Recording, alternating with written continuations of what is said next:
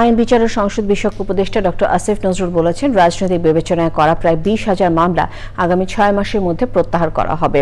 Bangladesh institute of strategic studies এবং জাতিসংঘের যৌথ উদ্যোগে আয়োজিত সংলাপে তিনি আরও বলেন, ন্যায্য, জবাবদিহিমূলক ও কার্যকর বিচার ব্যবস্থা গড়ে তুলতেই সংস্কার আনছে সরকার।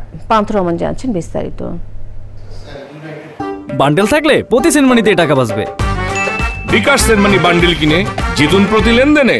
সকলের জন্য ন্যায় বিচার পাওয়ার সুযোগ তৈরির প্রতিশ্রুতিতে বিচার ব্যবস্থা সংস্কার বিষয়ক সংলাপ। আইন উপদেষ্টা জানালেন, যে প্রস্তাবগুলোর সঙ্গে সংবিধানের সংশ্লিষ্টতা নেই সেগুলো দ্রুতই সংস্কার হবে, বাকিগুলোর জন্য চলবে রাজনৈতিক সমঝোতার চেষ্টা।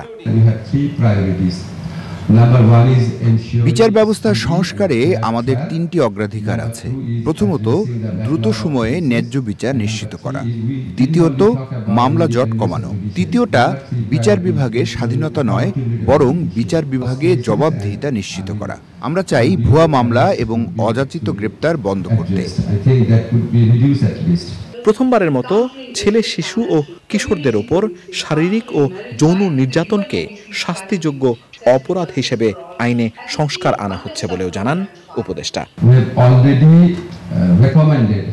আমরা এরই মধ্যে 12,000-এর মতো মিথ্যা ও রাজনৈতিক উদ্দেশ্য প্রণোদিত মামলা প্রত্যাহারের সুপারিশ করেছি। যে মামলাগুলোর কারণে প্রায় 3 লাখ মানুষ ক্ষতিগ্রস্ত হয়েছে, তারা মামলাগুলো থেকে মুক্ত।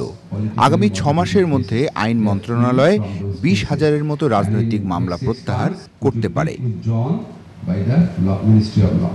ভুয়া মামলায় হয়রানিমূলক গ্রেপ্তার বন্ধ করার পাশাপাশি মামলা জট কমানোর উদ্যোগের কথাও জানান উপদেষ্টা। পান্থ রহমান, চ্যানেল আই, ঢাকা।